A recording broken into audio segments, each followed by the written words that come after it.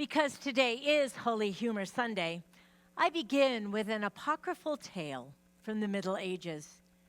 But there is something rather biblical about it in how it makes you think about things, even as it amuses. It seems that the Pope, under pressure from all the cardinals, decided that all the Jews had to leave Rome.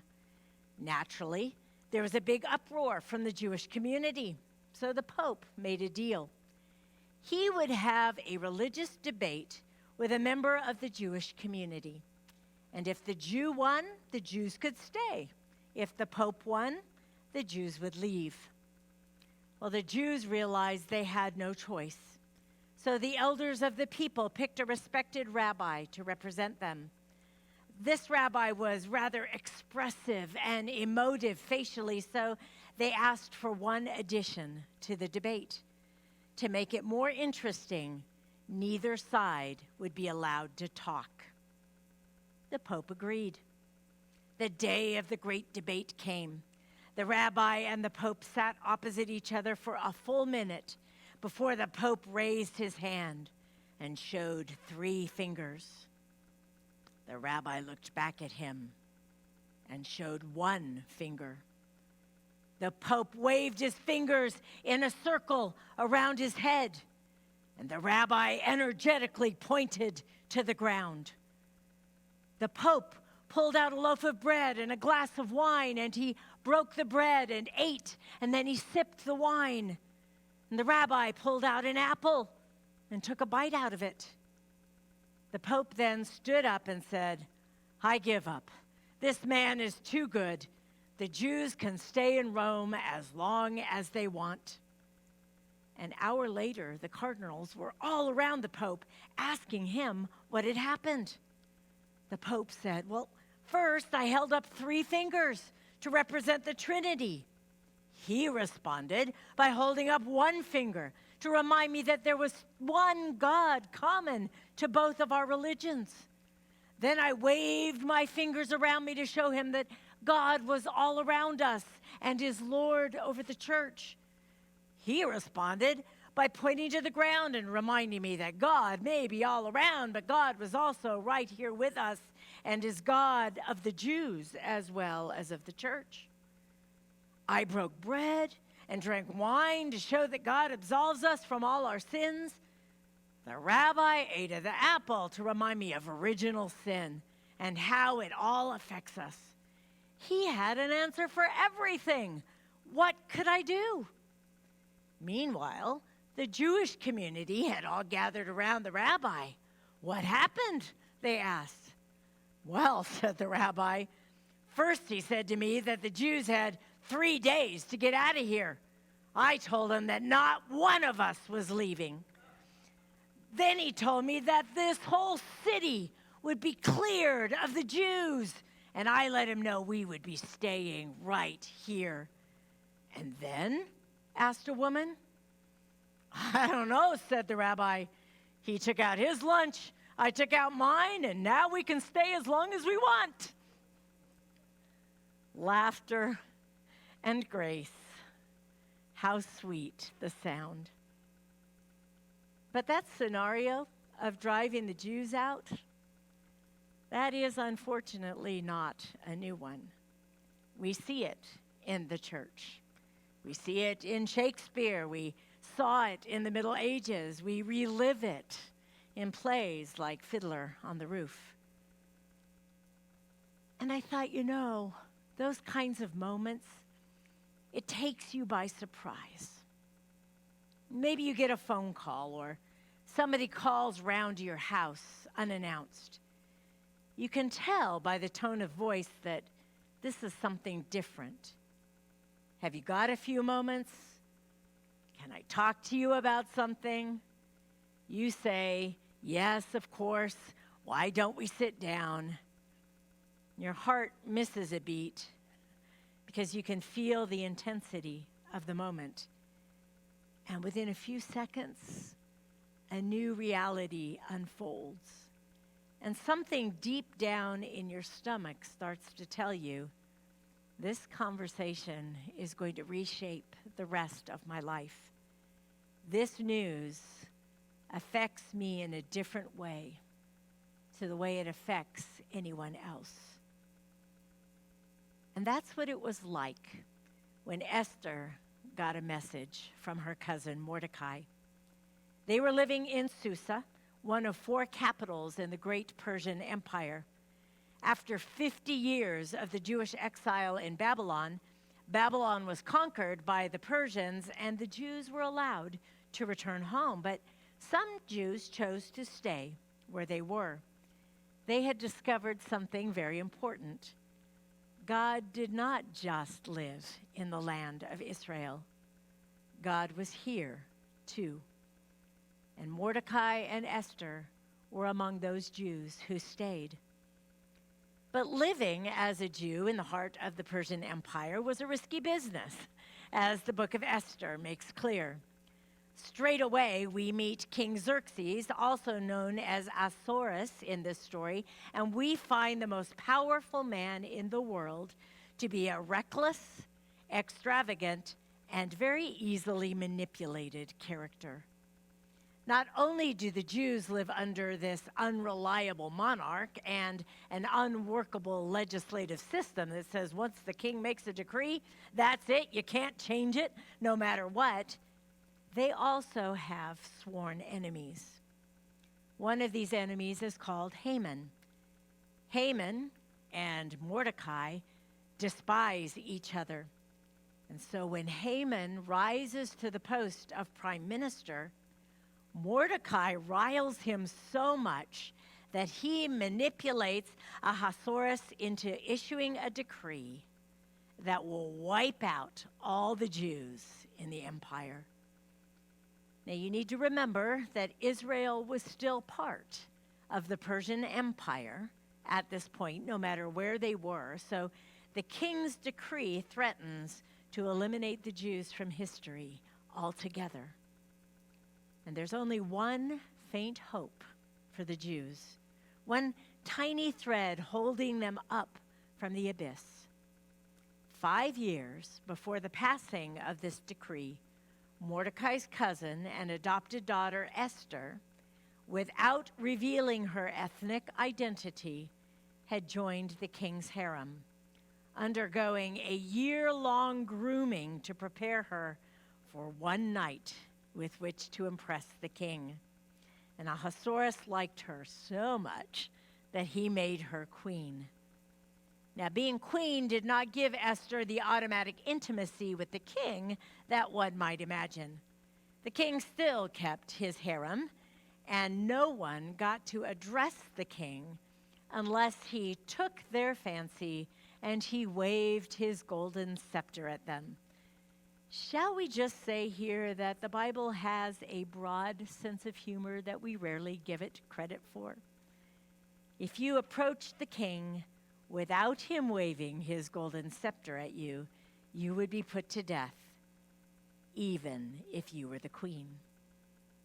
So this is the context for Mordecai's conversation with Esther. Esther, despite being queen, is so isolated that she doesn't even know that the Jews are due to be exterminated in a few months' time. Mordecai tells her about the catastrophic decree. He somehow omits to tell her that the decree came about partly because of his mindless stubbornness in angering Haman. But he does say, look, Esther, really, you're the only one who can do something about this. And you can just feel Esther's stomach muscles tightening, maybe her breath getting short. And she tries to escape. But don't you realize that if I approach the king without him waving the scepter at me, I'm dead meat? But Mordecai says coldly, what makes you think that you would survive this massacre? Being queen isn't going to help you. If you keep silent and do nothing at this moment, God will eventually turn this thing around, and God's chosen people won't be utterly annihilated because that's how God is, but it will be too late for you and for me. Maybe this is exactly why you became queen. You thought it was saving yourself, but God thought it was for saving God's people. Maybe God put you here for exactly this moment, for just such a time as this. And what does Esther do in that decisive moment? She stops denying, stops ignoring, stops making excuses, stops running away. She realizes that this needs more than her own strength, so she falls back on the devotional habits of her people and calls on all the Jews to fast with her. She resolves that she will face up to her responsibility and go in to the king. She recognizes that what she must do must include disclosing her true identity as a Jew. But she takes stock of the realities of her situation and says simply, "If I perish, I perish."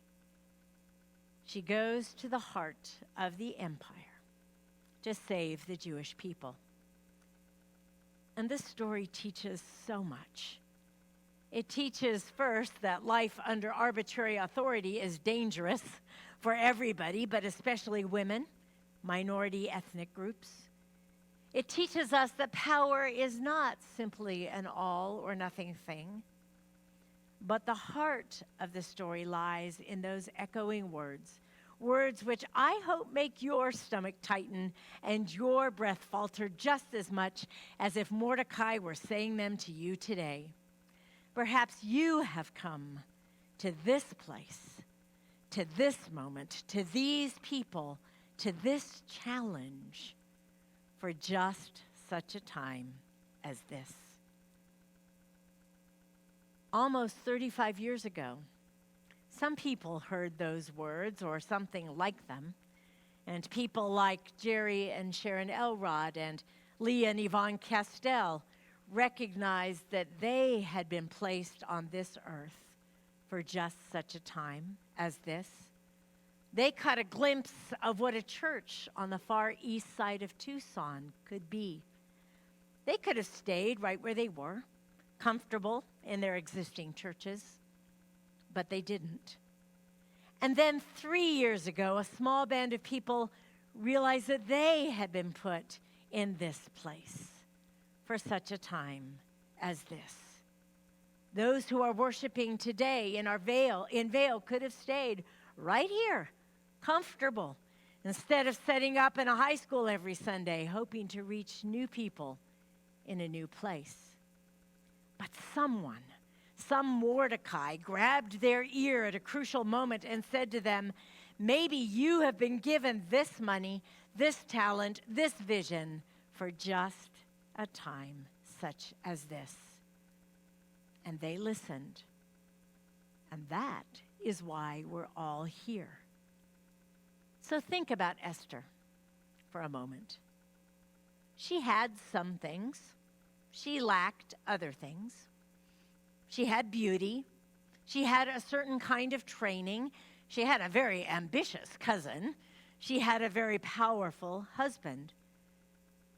But she didn't have any power over her own life. She didn't have any security in the face of those who planned to kill her and her people. Think about Esther, and then think about yourself. You have some things. You lack other things. Think about yourself, what you uniquely have and what you uniquely lack. And then think about the context that you're in. Think about the ways that you feel powerless.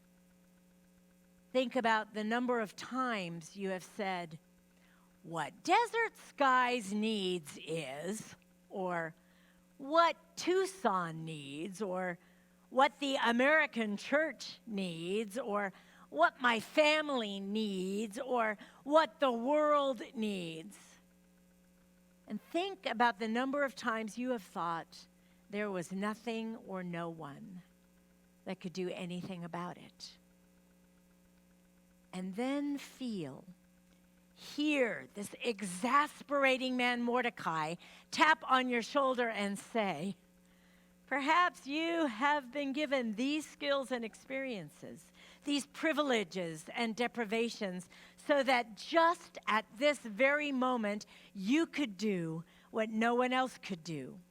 You could be what no one else could be. God made you just as you are because God wanted someone just like you.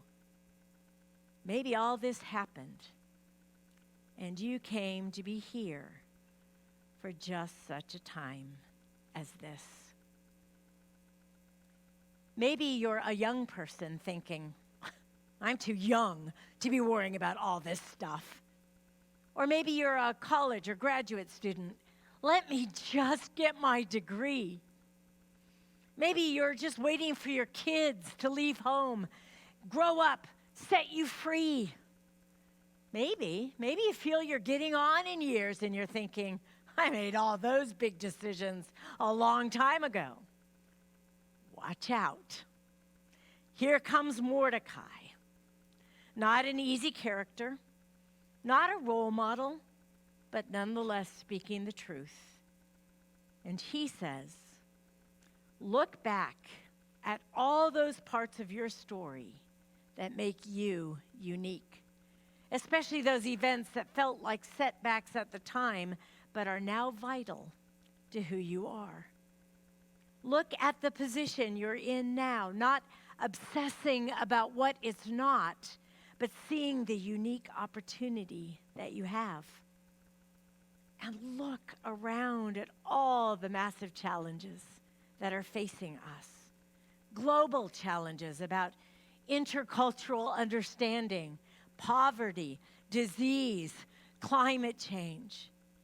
Church challenges about standing for doctrine and justice and unity and truth, and do we schism or not schism? Personal challenges about striving to be the very best without forgetting to be good, about striving to find new things without forgetting the true things. And then local challenges about dealing with a pandemic without making it a prison, about Tucson becoming a town of which all its citizens can be truly proud because we've been smart and prudent during these times. Perhaps God has put you right here, right now, for just such a time as this. Esther listened.